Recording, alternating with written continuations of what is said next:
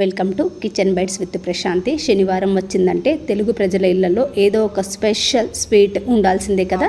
అందుకే ఇవాళ మన ఛానల్లో నేను అందరికీ ఎంతో ఇష్టమైన, అలాగే నోట్లో వేసుకుంటే వెన్నలా కరిగిపోయే సాటర్డే స్పెషల్ కోకోనట్ బర్ఫీని ఎలా ప్రిపేర్ చేయాలో పక్కా కొలతలతో నీట్గా స్టెప్ బై స్టెప్ ప్రాసెస్ చూపిస్తాను. చూసేసేయండి. నేను ఇక్కడ 2 కొబ్బరికాయలు తీసుకున్నాను. దీనికోసం ముదురువి తీసుకున్నానండి, లేతవి పనికిరావు ఈ కొబ్బరి బర్ఫీకి.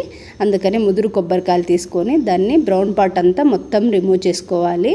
లేదు అనుకుంటే మీరు అలా చేసుకున్నా ఏం ప్రాబ్లం లేదండి, ఎందుకంటే కొంచెం కలర్ అటు ఇటు కనిపిస్తుంది. ఇదైతే బ్రౌన్ పార్ట్ తీసేయడం వల్ల తెల్లగా మల్లెపూలాగా అనిపిస్తుంది అనమాట. బర్ఫీ చూడడానికి అందంగా ఉంటుంది, తినడానికి కూడా ఇష్టపడతారు. అందుకని బ్రౌన్ పార్ట్ రిమూవ్ చేసుకున్నాను. వీడియోలో చూపిస్తున్న విధంగా ఒక కప్పుడైనాకి ఈ కప్పును నేను మిక్సీ జార్ తీసుకొని కొంచెం కొంచెంగా మిక్సీ పట్టుకున్నాను. ఇక్కడ నేను వాటర్ యాడ్ చేయడం లేదు. వాటర్ యాడ్ చేస్తే బర్ఫీ అంతా టేస్ట్ ఉండదు, అలా స్ట్రక్చర్ కూడా రాదనమాట. అందుకే వాటర్ వేయకుండా మొత్తం నీట్గా ఒక్కసారిగా గ్రైండ్ చేయకుండా కొంచెం కొంచెం వేసుకుంటూ గ్రైండ్ చేసుకోవాలి. నేను ఇక్కడ చక్కెరను 1.5 కప్పు యాడ్ చేస్తున్నాను. మీరు స్వీట్నెస్ తక్కువగా కావాలనుకుంటే తక్కువ వేసుకోండి, లేదు బెల్లం వేసుకుంటామనుకుంటే బెల్లం యాడ్ చేసుకోవచ్చు. నేనైతే షుగర్ యాడ్ చేసుకున్నాను. నేను ఇక్కడే యాడ్ చేసుకొని బాగా మెత్తగా గ్రైండ్ చేసుకున్నాను. లేదు అనుకుంటే మీరు ప్యాన్లో వేసుకొని అయినా చేసుకోవచ్చు, ఎలా అయినా టేస్ట్ బాగుంటుంది.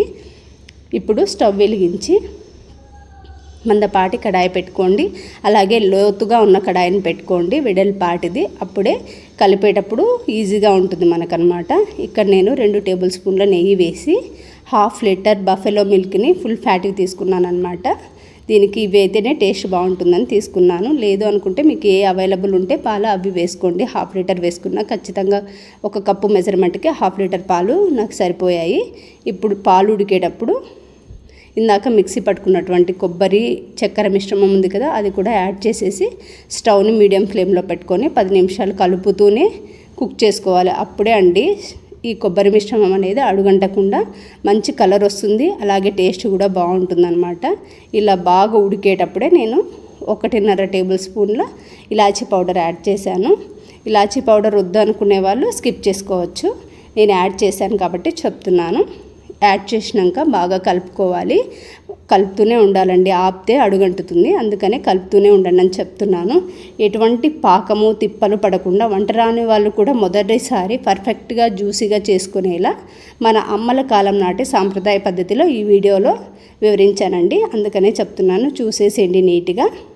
ఫెస్టివల్స్కైనా వీకెండ్స్కైనా ఎవరన్నా రిలేటివ్స్ వచ్చినా ఈజీగా చేసుకునే బెస్ట్ రెసిపీ ఇది. ఇదంతా దగ్గరకు అయిన తర్వాత నేను 2 టేబుల్ స్పూన్ల నెయ్యి వేసాను, అడుగంటకుండా ఉంటుందని.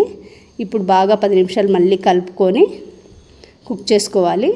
కొంచెం కలర్ మారిన తర్వాత బ్రౌన్ కలర్ వచ్చేంత వరకు వేయించుకొని, అలాగే ప్యాన్కి సపరేట్ అయిన తర్వాత మాత్రమే షిఫ్ట్ చేసుకోవాలి, లేకపోతే ఇది నిల్వ ఉండదన్నమాట.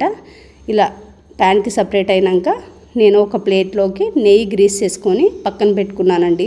అలాగే మీకు ఏవి డ్రై ఫ్రూట్స్ అవైలబుల్ ఉంటే అవన్నీ కట్ చేసుకొని పెట్టుకోండి. నేనైతే ఇక్కడ జీడిపప్పులు మాత్రమే యాడ్ చేసుకుంటున్నాను. స్టవ్ ఆఫ్ చేసి ఒకసారి కలుపుకొని ప్లేట్లోకి వెంటనే వేసేసేయండి. ఒక 10 నిమిషాలు వదిలేసి మనకి ఏ షేప్లో కావాలంటే ఆ షేప్లో కట్ చేసుకొని జీడిపప్పులతో గార్నిష్ చేసుకొని బాక్స్లో పెట్టుకొని సర్వ్ చేసుకోవాలి. అంతే అండి, ఎంతో సింపుల్ హోమ్ మేడ్ కోకోనట్ బర్ఫీని ఈజీగా ఇంట్లోనే ఇలా చేసుకునేవచ్చు. నా వీడియో నచ్చినట్టయితే సబ్స్క్రైబ్ చేసి ఫాలో చేసి కమెంట్ చేయండి. ఇలాంటి హోమ్ మేడ్ రెసిపీ కోసం ఫాలో చేయండి.